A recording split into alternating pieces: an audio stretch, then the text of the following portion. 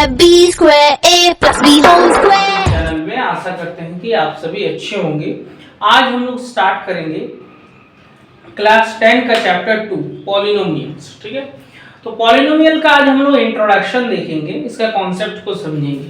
उससे पहले एक रिक्वेस्ट है कि आप अपना वीडियो का क्वालिटी थोड़ा बढ़ा दीजिए, जिससे कि आपको ठीक से दिखाई दे, क्योंकि हमारा सेटअप थोड़ा सा खराब है, लेकिन मेरा 100% गारंटी है कि आप यहाँ से समझ के जाएंगे। देखिए, पॉलिनोमियल्स मतलब ऐसा चीज जिसमें दो या दो से ज्यादा टर्म हो। जैसे 2x अगर कोई भी एक टर्म रहे तो इसको बोलेंगे हम लोग मोनोमियल। क्या बोलेंगे? मोनोमियल। अगर दो टर्म हो 2x + 3 तो इसको बोलते हैं हम लोग बाइनोमियल। बाइनोमियल, ठीक है। वही अगर तीन टर्म हो, जैसे 2x², ठीक है, 3x + 2, तो ये हो जाता है ट्राइनोमियल। ठीक है, मतलब ये डिपेंड करता है टर्म्स के ऊपर। एक टर्म है तो मोनोमियल, दो टर्म्स है तो बाइनोमियल, तीन टर्म्स है तो ट्राइनोमियल। ठीक है, तो आगे वैसे ही बढ़ते जाएगा, लेकिन पॉलिनोमियल कहाँ से स्टार्ट होगा? बाइनोमियल से लेके नीचे जितना भी जाएगा उसको हम लोग बोलेंगे पॉलिनोमियल। मतलब ऐसा चीज जिसमें दो टर्म या दो से ज्यादा टर्म हो तो उसको हम लोग क्या बोलेंगे? पॉलिनोमियल बोलेंगे। ठीक है, अब आते हैं हम लोग डिग्री पर। डिग्री क्या चीज है? डिग्री का मतलब होता है कि कितना पावर है, हाईएस्ट पावर। कोई भी जो भी दिया रहेगा, मान लीजिए कोई क्वेश्चन दिया है कि 2x + 3, ठीक है, तो इसका जो डिग्री है वो कितना होगा? डिग्री। तो देखिए, इस चीज पर जो आपका वेरिएबल है उसका डिग्री क्या है? 1 है, इसलिए इसका डिग्री हो जाएगा 1। मान लीजिए कि यहाँ कोई इक्वेशन रहता 2x³ + 3x² + 4, ठीक है, तो यहाँ डिग्री हाईएस्ट क्या है?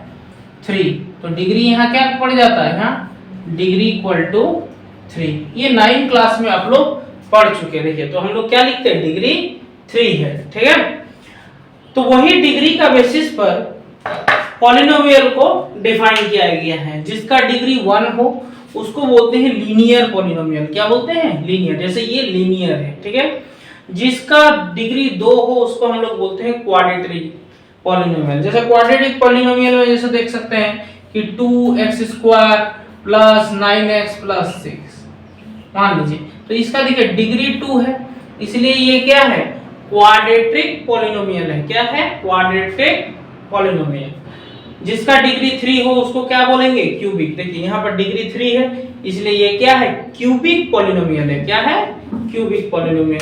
अब देखिए, क्वाड्रेटिक पॉलिनोमियल क्या है, इसको किस फॉर्म में लिखते हैं? देखिए, पॉलिनोमियल बोलेगा तो कभी भी =0 नहीं होगा, और इक्वेशन बोलेगा तो =0 होगा, इसलिए क्या लिखा है? Quadratic polynomial.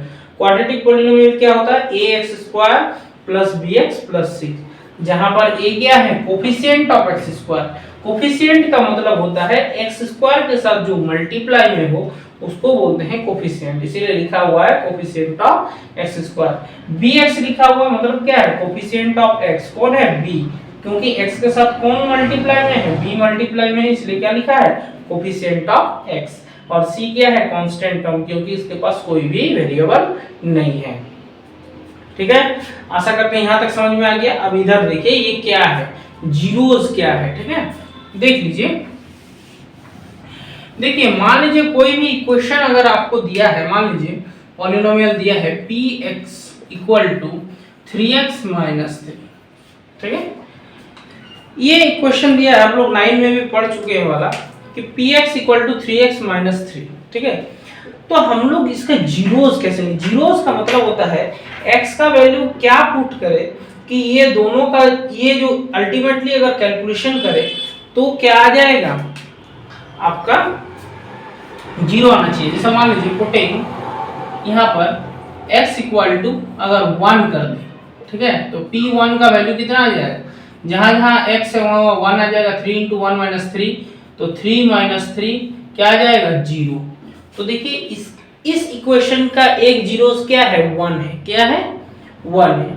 तो ऐसे ही मतलब x का वैल्यू जो भी पुट करने से इक्वेशन का वैल्यू 0 हो जाता है उसको हम लोग क्या बोलते हैं, जीरोस बोलते हैं। ठीक है, अब देखिए इसका रिलेशन, मतलब मान लीजिए क्वाड्रेटिक इक्वेशन का क्या निकलेगा, 2 जीरोस निकलेगा। ठीक है, तो क्वाड्रेटिक देखिए यहाँ पर भी देख लीजिए, लीनियर इक्वेशन जो रहेगा उसका 1 जीरोस निकलेगा, क्वाड्रेटिक जो रहेगा उसका 2 जीरोस निकलेगा, और क्यूबिक का 3 जीरोस निकलेगा। ठीक है, क्योंकि क्यूबिक आपको पढ़ना है नहीं, सिर्फ क्वाड्रेटिक पढ़ना है। ठीक है, तो क्वाड्रेटिक में 2 जीरोस क्या होता है, अल्फा और बीटा। ठीक है, क्या लिखा है कि if alpha and beta are zeros of quadratic polynomial, अगर अल्फा और बीटा क्वाड्रेटिक पॉलिनोमियल का जीरोस है तो सम ऑफ जीरोस मतलब alpha plus beta equal to minus b by a. तो b कहां का है, यहां देखिए b क्या है, कोफिशिएंट ऑफ x, और a क्या है, कोफिशिएंट ऑफ x स्क्वायर। ठीक है, तो अल्फा इनटू बीटा मतलब product of zeros equal to क्या होता है, c बाई a, मतलब कांस्टेंट टर्म ये है c, और a क्या है, कोफिशिएंट ऑफ x स्क्वायर। ठीक है, देख लीजिए यही थोड़ा सा फार्मूला है जो इस चैप्टर में यूज होगा। ठीक है, आशा करते हैं कि आपको ये वाला कॉन्सेप्ट अच्छा लगा होगा।